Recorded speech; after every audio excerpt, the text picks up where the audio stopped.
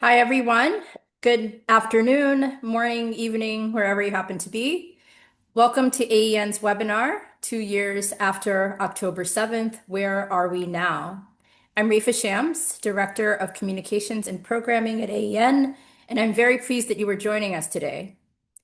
When I planned this webinar over a month ago, not having prophetic powers to the best of my understanding, I couldn't anticipate the truly momentous events of this week. Over the past 2 years, I've always made it a point in AEN webinars and other programs to mention the hostages, that we are thinking of them and their families and hoping for their return. And of course, now I can note with relief that finally, as of this past Monday, all living hostages are home in Israel. At the same time, our thoughts are with the 19 families who are still awaiting the remains of their loved ones. Despite the moving, even euphoric scenes we saw out of Israel and the celebratory statements about peace and a new Middle East coming from world leaders, we know that the reality is far more complex and uncertain, as it was before these latest developments. To help us understand, broadly speaking, where we are and where we may be going, we brought together three AEN faculty experts to discuss different realms: the academy, the geopolitics of the Middle East, and the U.S. Jewish community, and how they have been affected by what has happened in the last 2 years. And I've asked them to incorporate, to the extent possible, their analyses of the most recent developments into their presentations. Donna Robinson Devine is the Morningstar Professor Emerita of Jewish Studies and the Professor Emerita of Government at Smith College. She is past president of the Association for Israel Studies. Most recently, she is the co-editor of the essay collection, October 7th, The Wars Over Words and Deeds. Bruce Hoffman is a professor at Georgetown University's Edmund A. Walsh School of Foreign Service. He has served as the director of the Center for Security Studies, Security Studies Program, and the Center for Jewish Civilization at Georgetown. He is one of the world's foremost experts on terrorism and insurgency. And finally, Alan Levinson is the Schusterman Josie Chair in Jewish History and a Regents Professor at the University of Oklahoma. He was formerly the director of the Schusterman Center for Judaic and Israel Studies at the university. His most recent book is The History of Jews and Judaism, Facts and Fiction. We are grateful to all of our panelists for their time and expertise. To the audience, I ask that you please hold your questions for the Q&A afterwards. You can use the raised hand emoji or type in your question into the chat.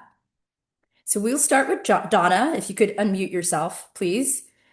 We all know how almost immediately after the October 7th attacks, the ideological undercurrents concerning Israel and Zionism in many parts of the academy rose to the surface. As a keen observer and analyst of the academy, what are the patterns and trends and narratives that you see 2 years later? Okay, I think to begin, the striking uh, fact in this past semester is how relatively quiet compared to 2024 and earlier the campuses have been. And the question is, why did the campus turmoil of 2024 seem to move off campus or be smaller or be more contained? And I think there are several factors that I will put forward. First and foremost, President Trump's aggressive action on behalf of presumably on behalf of Jewish students and protecting Jewish students that threatened what some have called the so-called elite universities in the country, some of the universities with the most excellent reputations, with financial penalties, forcing universities in several cases to pay high financial penalties and threatening further funding of their research and various programs. Uh, the, one has to remember that the objective of any college president is twofold. One, to raise money, and two, to control the faculty.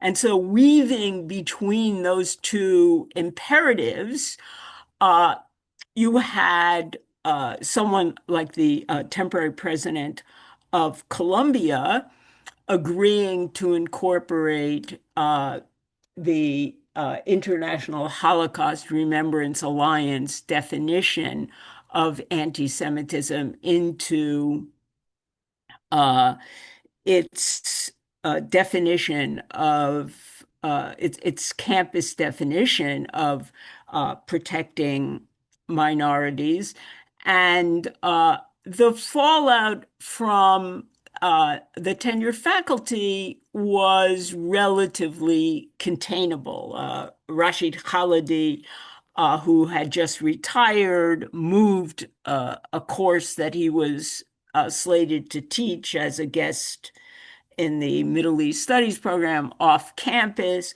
But by and large, um, the campuses were kept quiet, partly by actions from the federal government, threats over financing, uh, uh, and partly, I guess to a lesser extent, there were individual suits against certain campuses that were settled in one way or the other.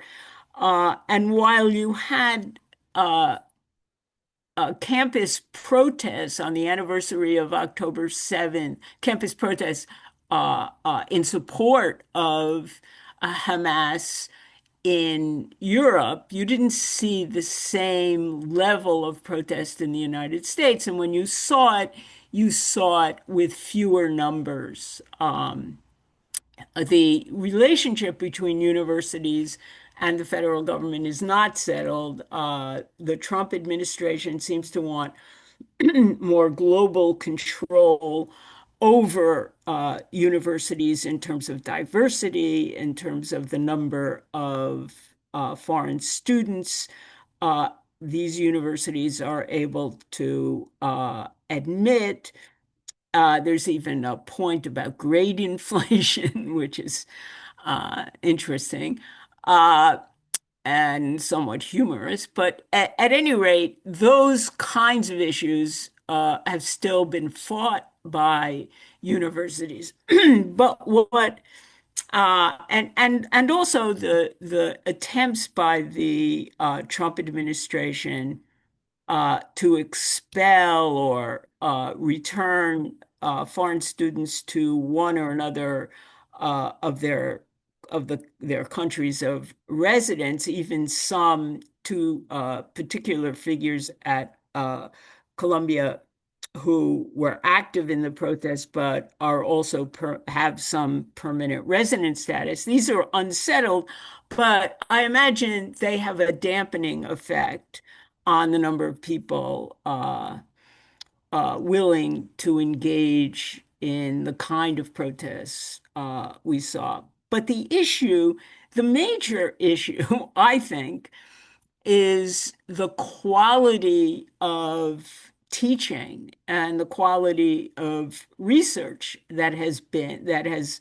uh, flourished, let's say, in the past several decades, and that has fueled uh, hatred of Israel and attempts to boycott its cultural and educational institutions. And this kind of distortions of history and producing a narrative that doesn't even begin to have any credibility uh, about the history of Zionism, but it's unmoored from the actual historical development of the Middle East as a whole. I mean, if the accusation of Israel as a colonial settler or settler colonial society is ridiculous since the three major colonial powers uh, at the time of Israel's founding, that is, Great Britain, uh, France, and America, withheld weapons from Israel. And the only country to provide, or the country that provided its major and critical weapons, came from Czechoslovakia with the blessing of no less an authority on colonialism than Joseph Stalin, who thought of promoting the Zionists as a way to defeat British colonialism. But, leaving aside the obvious problems, even the October 7th massacre, which should raise questions about the kind of quality of liberation an organization given to such atrocities and savagery could produce for Palestinians, doesn't seem to have raised many questions with the supporters and the advocates on campus. And they've embraced this issue as a kind of focus for bringing in social justice because the Palestinians have been the avatar of innocent victims of oppression. Uh, and this approach is as distorts the political theories that have evolved about social justice as much as it distorts Palestinian history. I think the reason for at least the first part of the hostage deal, the separation of the hostages um, deal from the future, the day after, so-called, in Gaza, is really a consequence of the so-called failed missile bombardment uh, in Doha, ordered by the Israelis. To bomb Doha, the Israeli military, the Israeli Air Force had to fly over Saudi Arabian territory near the headquarters of Central Command. To think that this was done without some Saudi or American compliance is fanciful. And that struck Qatar and to a lesser extent, even Turkey, but mostly Qatar, as challenging the strategic value of its mediation role vis-a-vis the hostages with Hamas. It was now clear that some of its other ambitions in the Middle East, mostly in Syria, were endangered by some sort of compliance from Saudi Arabia and America to the Israeli bombardment.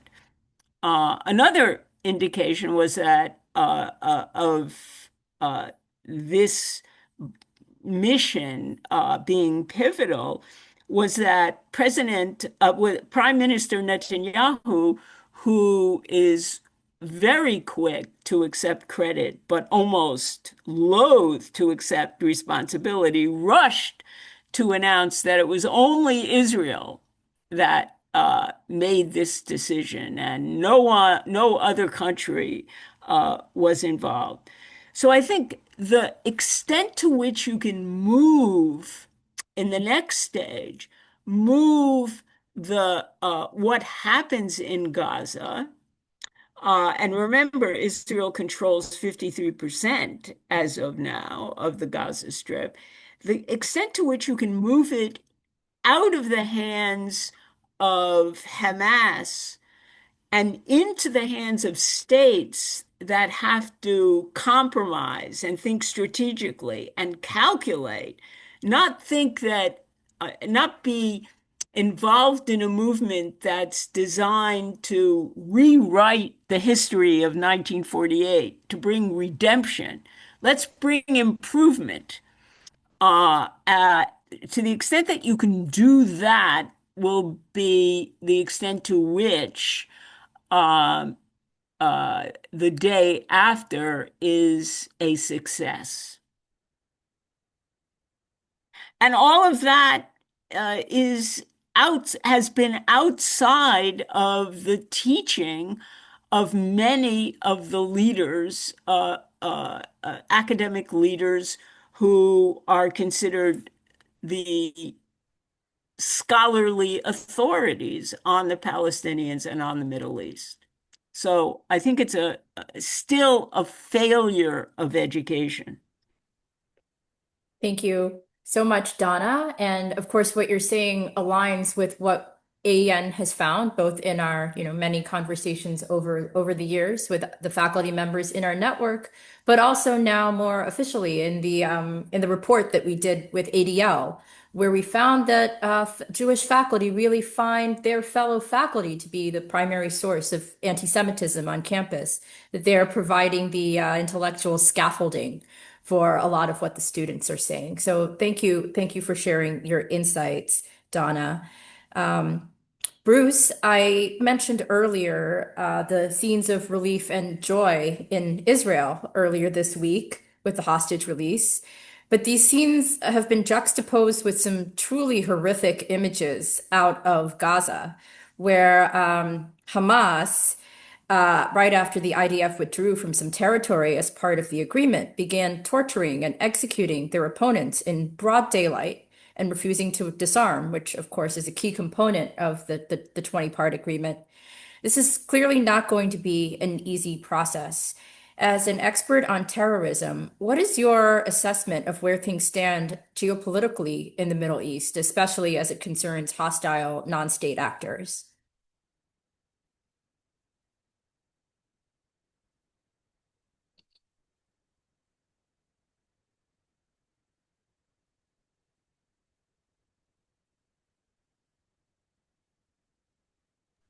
Sorry, I'm muted. Is the slides up? I can see the slides. I think you want to go to slideshow and start the Right, presentation. got it. Yeah. Okay, perfect. I can see it now. Sorry about that. I just use slides because I think it's easier to keep my remarks to 15 minutes. And actually, I'm only going to tangentially talk about the geopolitical in the Middle East because I think that's pretty clear. It's the repercussions for non-state actors or for terrorists beyond the Middle East that I think is the most significant. Um, Kind of the bottom line up front, which I don't think will surprise anyone in this audience, is that it's very clear Israel is more secure, and I'll explain very briefly why in a second, than arguably it's been in decades. But threats to Jews elsewhere, whether it's the United States and Europe, and it depends on what happens with the ceasefire. I mean, the president's remarks the other day that it was perfectly fine or was okay or acceptable for Hamas to be executing other fellow Palestinians. I mean, it's part of a pattern of terrorism because for decades, Palestinian terrorist organizations killed more of their own kith and kin than they did Israelis or Jews. But I think, as we all know, that's underscored the fragility of the Gaza truce. So what's clear, and this is why I can't spend a lot of time on this particular subject, is there's not much to say. I mean, Israel has been remarkably successful in annihilating, most of its principal terrorist adversaries. Certainly in September 2024, the attacks on the entirety of Hezbollah's leadership, the systematic attrition of Hamas's commanders, including it roughly a year ago, Yahya Sinwar, the enormous losses of its foot soldiers. The Houthis still are an enormous factor in the Middle East and have tremendous nuisance value, but especially in recent weeks, they've been quieted somewhat by Israel's attacks. I put several question marks with Syria. I'm not sure that the replacement of Bashar al Assad's horrific dictatorial regime by the Salafi jihadist Ahmad al-Shara, better known as Mohammed al-Jolani, whose name means the Golan Heights, is really going to prove that much of a plus for Israel's security. But certainly one of the biggest achievements was the degradation of Iran's nuclear program, and even more importantly, the fact that the United States allied and cooperated with Israel to do so. And right now, Iran's economy is pretty much in tatters. I mean, it's depends. 50 years of studying terrorism have not made me an optimist about many things in life. I'm not sure this is going to herald the downfall and overthrow of the Ayatollahs, but it's conceivable.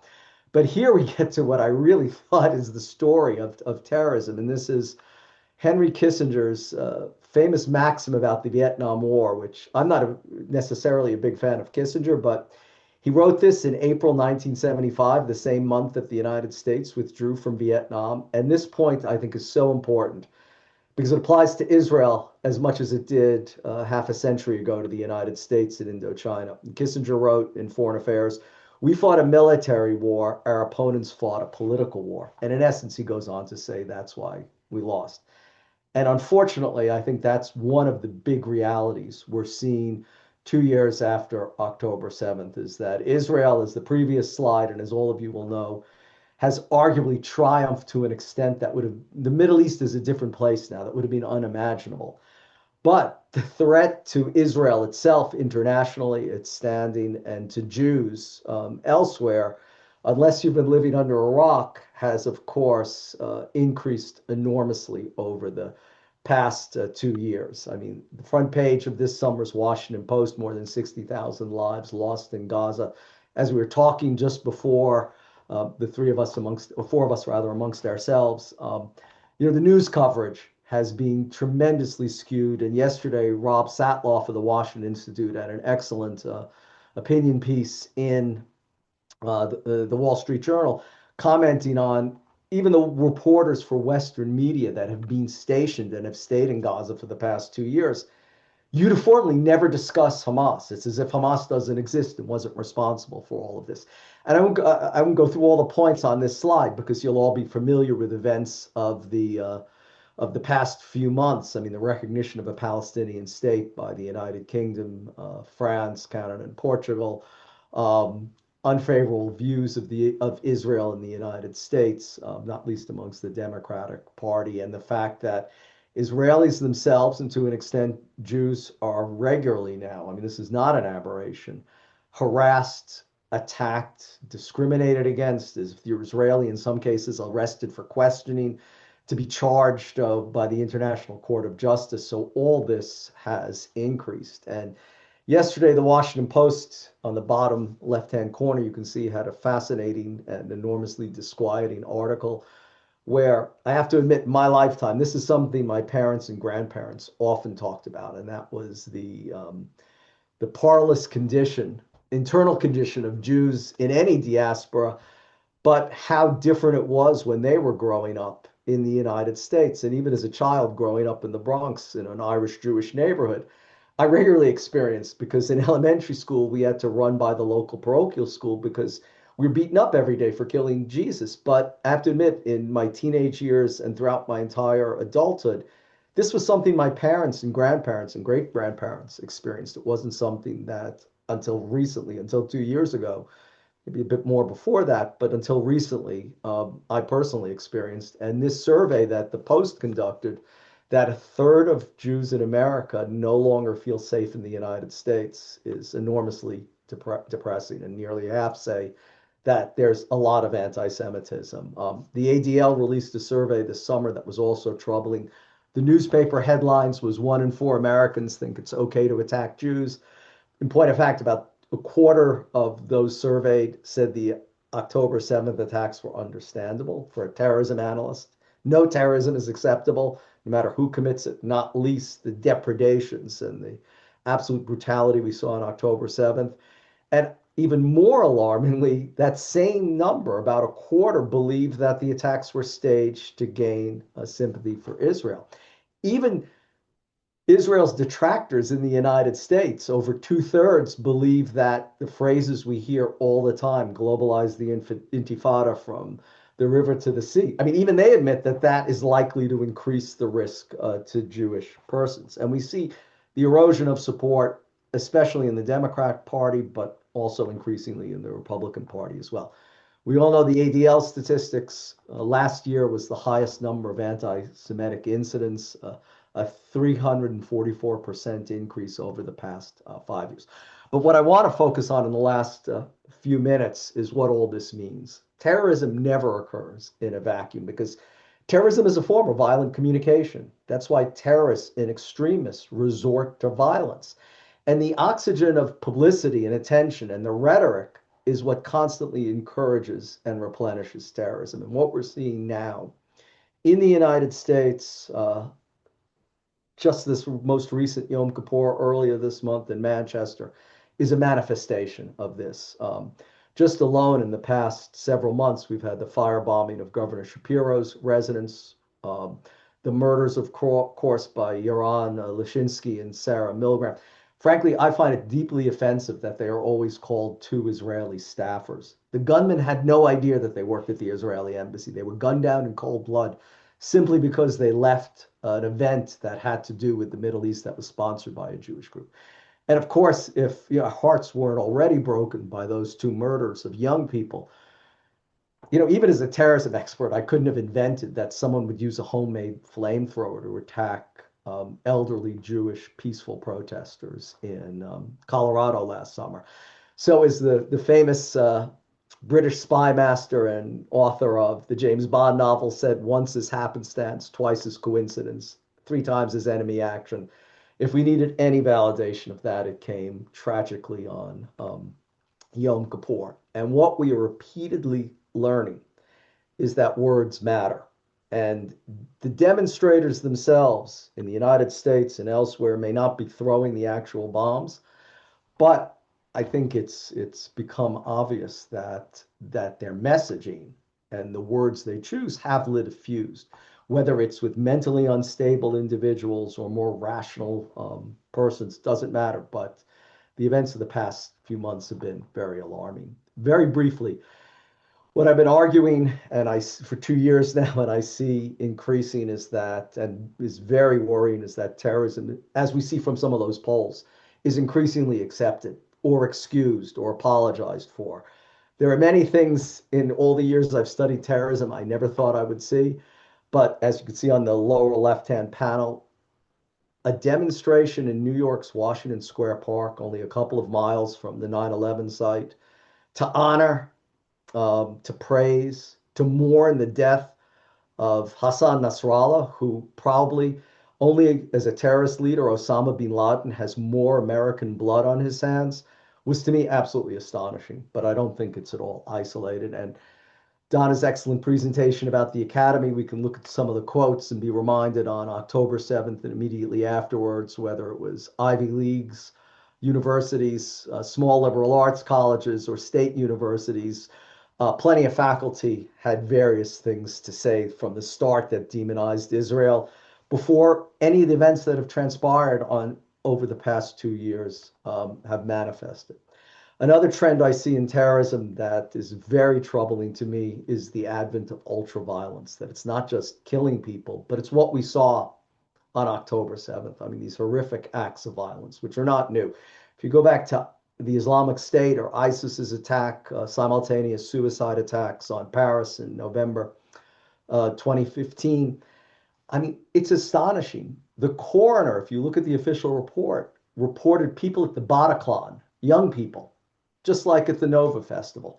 They were shot 10, 20, or 30 times. I mean, arguably, you just have to shoot someone once to kill them. I mean, this is a depravity that unfortunately is being emulated.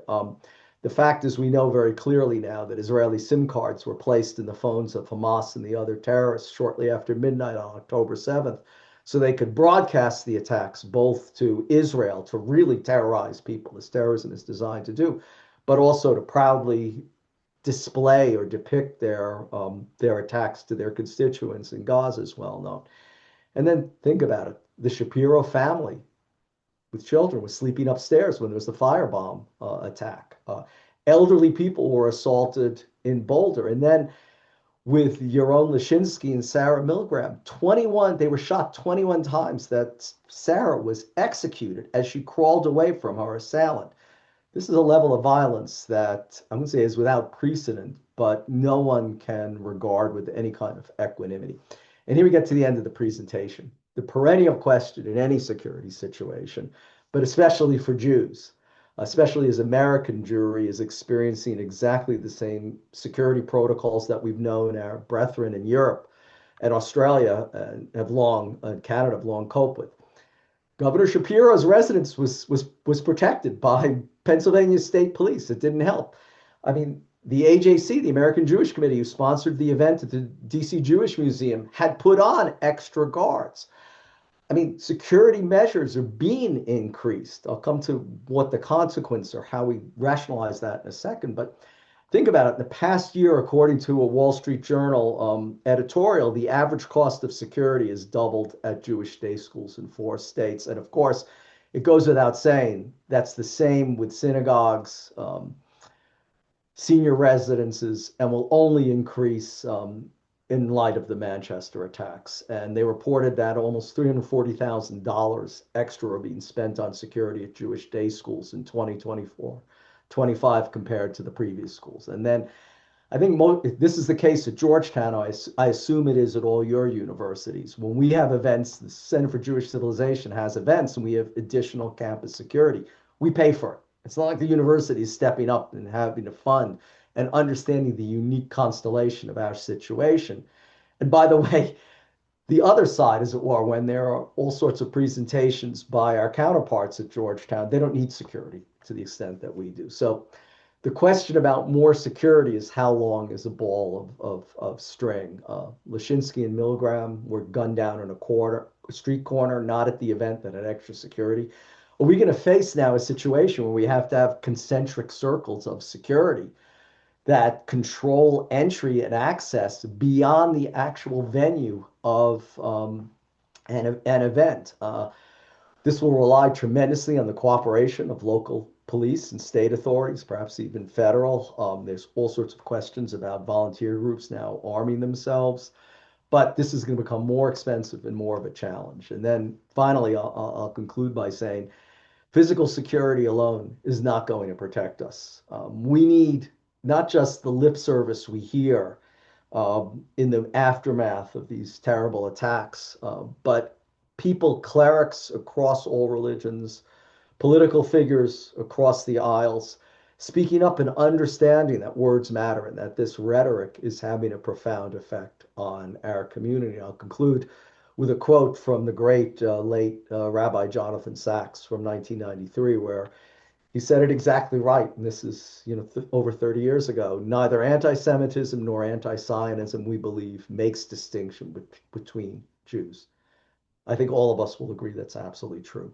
Hence our collective vigilance, activity, and concern. And special thank you to the AEN for everything they do to help keep us safe and keep us informed. So thanks very much.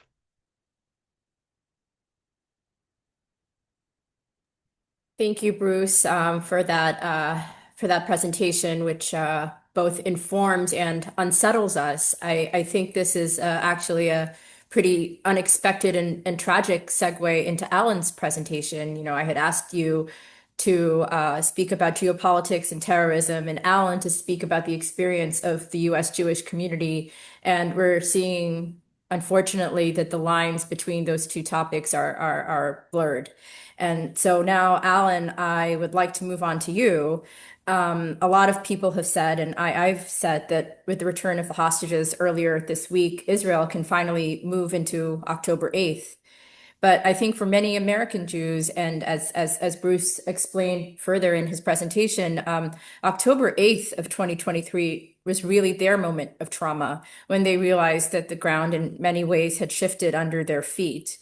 Where do you see the U.S. Jewish community in this moment, 2 years later, with rising anti-Semitism from multiple sources and deep political polarization?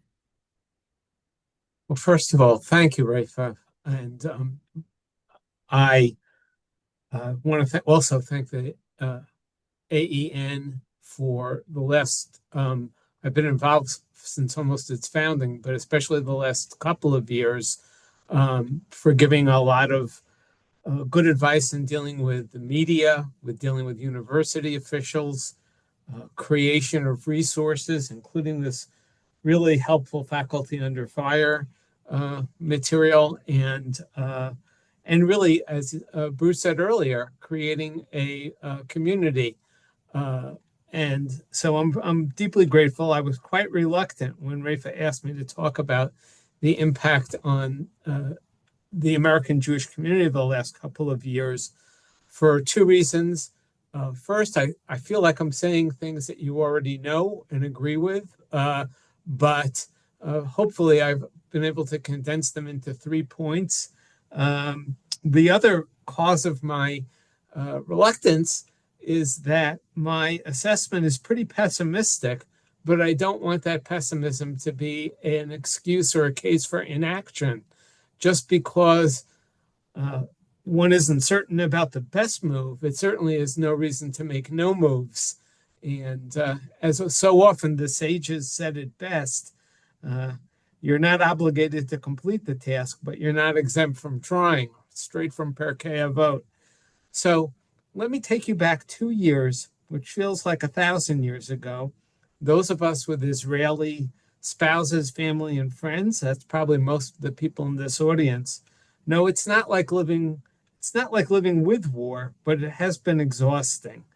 And I take you back to twin articles by Jacob Savage in the Tablet and Franklin Foer in the Atlantic, who described the 21st century Jewry in decline. These articles joined a debate already underway on whether American Jewry had entered a darker era. If you want a quick glance, I recommend the colloquy between Brett Stevens of the New York Times and American University's Professor Pamela Nadell. You can find it easily on YouTube. Obviously, the Israel-Hamas war overshadowed this debate, but it seems to me three issues which have been in the background have come back to the foreground and with increasing sharpness. The first point is that American Jewish politics is in flux. In the fall of 2025, in the Jewish Review of Books, Ambassador Deborah Lipstadt wrote that the campaign to free Soviet Jewry, and she lamented, quote, "I cannot help but long for a time when we were bound together by a struggle for something and not against it." I would go further. Of course, every Jew and most non-Jews agree that anti-Semitism is bad, and I certainly agree with Lord Rabbi Dr. Jonathan Sacks's view that it affects every Jew, whether they like it or not. But I see very little consensus about how to counter it. Franklin Foer described an erstwhile consensus, quote, "Over the course of the 20th century, Jews invested their faith in a distinct strain of liberalism that combined robust civil liberties, the protection of minority rights, and an ethos of cultural pluralism. They embraced this brand of liberalism because it was good for America and good for the Jews. It was their fervent hope that liberalism would inoculate America against the world's oldest hatred." I think Foer is right to use the word faith. 20th century style liberalism was more than a political position. It was American Jewry's civil religion. It seems likely that the instinctual loyalty American Jews felt toward the Democratic Party and vice versa needs to be put in the past tense. It is not too early to say that Donald Trump's role in the release of the hostages, his explicit professions of support for Israel and the Middle East Sunni powers, has been game-changing, however much American Jews may oppose his domestic politics. Both peace activist, diplomat Gershon Baskin and right-wing commentator Ben Shapiro agreed that this pivot was crucial to the return of the hostages. We need to take this unlikely agreement seriously. Moreover, the hostility toward Israel on the part of the progressive wing of the Democratic Party, including that of the likely winner of the New York City mayoral race, also like Bruce, from the Bronx, I guess a little bit different neighborhood. This constitutes a push-pull motion that will accelerate a shift already underway, and the decline of a Jewish consensus seems likely to translate into a decline in political power. My second point is that Jewish views on Israel apparently reflect a generational divide. Of course, age is not the only factor determining young Jews' attitudes toward Israel. Geography, religious denomination, party affiliation, presence or absence of familial and friendship ties to Israel, having spent time in Israel, whether or not part of an organized program. And I note that despite Donna's optimism about relative quiet on campus compared to 23, 24, the hostility toward Israel education abroad programs, in my experience, has not abated at all. And many universities have suspended various programs. I mention this only as one factor among many impacting young Jewish students' views on Israel. The generational divide is real. At a recent seminary ordination, several would-be rabbis in the Jewish community were prohibited from wearing Palestinian flag pins. So their friends in the audience wore watermelon pins in support of the Palestinian cause. Members of this graduating rabbinic class hold anti-Zionist views, and that goes, I'm sorry to say, for many members of the Association of Jewish Studies as well.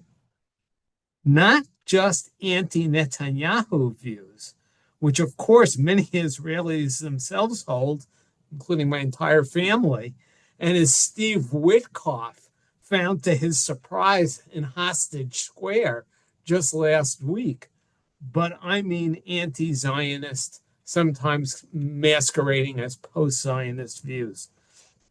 So despite the 2020 Pew poll, which shows that 85% of American Jews feel, quote, some sense of belonging, end quote, with Israel, some significant young Jewish leaders seem poised to either write off or redefine the Jewish people to exclude the world's largest, most dynamic Jewish population. There's a little red state coda here. We better gird ourselves because this generational shift also exists in American evangelical Christianity, and those votes matters, all 80 million of them. I noted recently that Audie Cornish on CNN's This Morning had a spot on Charlie Kirk's apparent shift away from his previous pro-Israel stance, and I wondered why this was newsworthy. But given Kirk's posthumous canonization, I realized my initial reaction was very naive.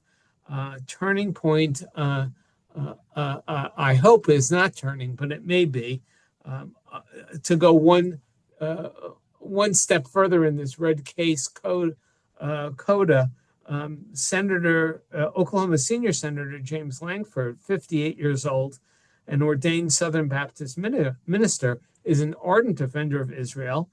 He's younger than Ambassador Mike Huckabee, also an ardent defender of Israel from my next door state of Arkansas. They are both a full generation younger than Charlie Kirk's followers. There's nothing in Torah or in Jewish history that says evangelical Christians will necessarily be pro-Jewish. My third point, and this goes back both to Franklin Foer and Jacob Savage's rough articles, tough articles, and really follows on what Bruce was saying a few minutes ago. Jews are both being silenced and are self-silencing. And at universities, I find this a very alarming and prevalent trend. Uh, uh, Academic organizations, departmental hiring decisions, conference and grant collaborations, even in uh, what should be politically neutral fields, student organizations, selective application of Title VI, and institutional equity rules. I cannot think of a single area where there isn't some expressed desire to delegitimize Zionism, Israelis, and Jews. Um, am I okay with time? Okay. I'll save it for the Q&A then. A recent uh, anecdote.